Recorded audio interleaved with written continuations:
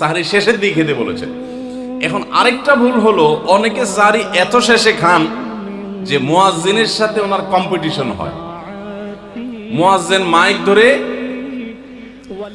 মাইকের সামনে দাঁড়ায় মুয়াজ্জিন ঘড়ির দিকে তাকাতে তাকে টিক টিক টিক টিক আগাইতেছে কাটা।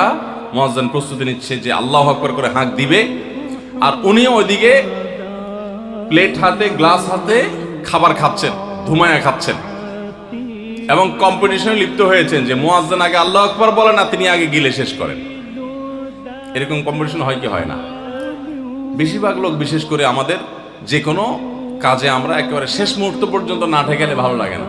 এই যে একদম আজান হওয়ার আগ মুহূর্ত পর্যন্ত খেতে থাকা, অনেক সময় দেখা যায় যে ভিতরে যেতে যাচ্ছে আজান পড়তেছে, এখনো আমার গলার নিচেও নামে না, এদিকে আল্লাহু আকবার শুরু করে দিছে, আল্লাহু আকবার শুরু করতেছে, তখনও চাপাই দিছি, এবার ফালাই দিছি। দেরিতে সাহরি করা সুন্নাত, এর মানে এই না যে এত দেরি করবেন যে মুয়াজ্জিনের সাথে আপনি চোর পুলিশ খেলাবেন। এত দেরি করা এটা অবশ্যই সুন্নাহ নয়। নবী করিম সাল্লাল্লাহু আলাইহি সাল্লাম সাহরি খেয়ে শেষ করার পর ফজরের নামাজ পড়তেন, মাঝখানে 50 আয়াত পড়ার মতো গ্যাপ থাকতো। 50 আয়াতের গ্যাপ মানে হলো 5 থেকে 7 মিনিট এভারেজ, এরকম গ্যাপ তিনি দিতেন, তারপর তিনি নামাজ পড়তেন। তো এই জন্য ভাইরা আমার, সাহরির সময়, ভোর রাতের সময়টা হলো দোয়া কবুলের সবচেয়ে মোক্ষম সময়। 24 ঘন্টার ভিতরে দোয়া কবুলের সবচেয়ে আদর্শ সময়, যে সময়ের দোয়া কবুলের সম্ভাবনা সবচেয়ে বেশি, সেটা হলো ভোর রাতের সময়টা।